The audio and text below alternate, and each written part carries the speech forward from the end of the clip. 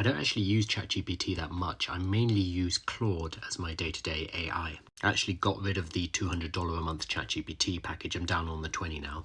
But still, 80% of my usage is Claude. But I know a lot of people don't use Claude or they've never heard of Claude. I think part of the problem here is that Claude aren't particularly great at marketing. They just kind of get on with their own work, releasing good, very good models every few months. Whereas OpenAI, the creators of ChatGPT, are all about creating hype and creating excitement. Which I think is a shame because more people do need to try Claude because it is wonderful, especially if you're coding or especially if you need high quality written outputs.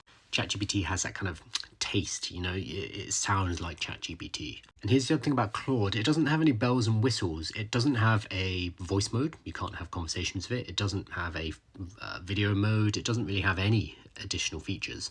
It can't access the internet, it can't generate images. Like, it's really stripped down compared to most of the AIs out there. But this has allowed them to do one thing very well. The output, whether it's code or whether it's writing, is extremely high quality.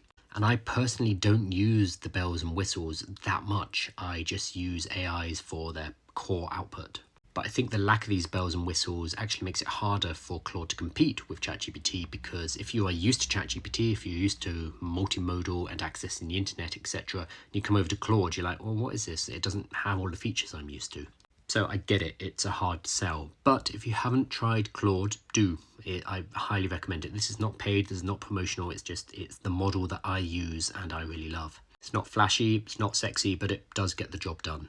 I'm interested who is using Claude rather than ChatGPT. Tell me in the comments.